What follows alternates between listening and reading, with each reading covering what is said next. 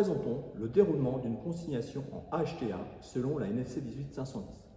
La première condition préalable à la consignation est la pré-identification. Elle est basée sur la connaissance géographique du chantier, la consultation des schémas et le repérage sur place. À la suite, 5 opérations sont à effectuer dans un ordre chronologique. Avant de commencer la consignation, n'oubliez pas de mettre vos EPI. Première opération, la séparation au moyen d'un organe prévu à cet effet. En exemple, ici, on ouvre un intersectionneur. Deuxième opération, la condamnation en position d'ouverture, comme objectif d'empêcher la manœuvre de l'organe avec un cadenas accompagné d'une signalisation d'avertissement. Appareil condamné, défense de manœuvrer.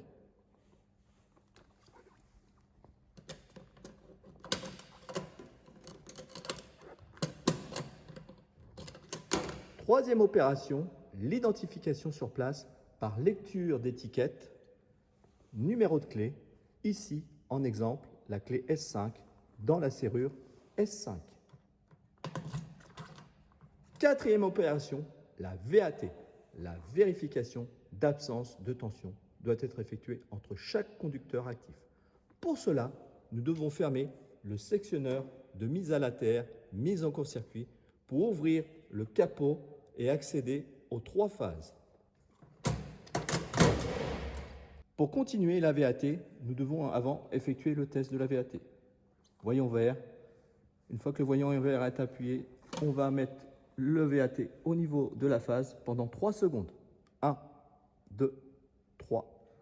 Sur chaque phase, on fait un autocontrôle à chaque fois.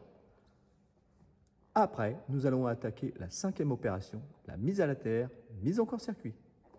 5e opération, la mise à la terre et la mise en court-circuit de la cellule HTA. La mise à la terre, mise en court-circuit se commence toujours par la terre sur la cellule en serrant ici sur l'axe extérieur et on vérifie qu'on a bien serré sur la mise à la terre. Pour continuer, après la mise à la terre, nous allons mettre mise en court-circuit des 3 phases L1, L2, L3. Nous allons commencer par la phase L1 avec cette perche télescopique, avec cette pieuvre, et nous allons positionner sur L1 et nous allons serrer sur la phase L1.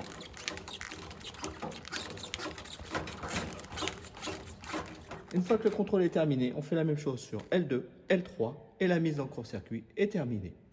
À la fin de l'ensemble de ces 5 opérations, qui est la séparation, la condamnation, l'identification, la VAT, la mise à la terre et mise en court-circuit, le HC, le chargé de consignation, remplit l'attestation de consignation qui va remettre au H2V, le chargé de travaux. Les 2 parties signent le document en 3 exemplaires, un pour le HC, un pour le H2V et un pour le responsable d'exploitation. La consignation est terminée. Retrouvez-nous pour une prochaine vidéo et suivez-nous sur nos réseaux sociaux avec le CFM HTA Normandie.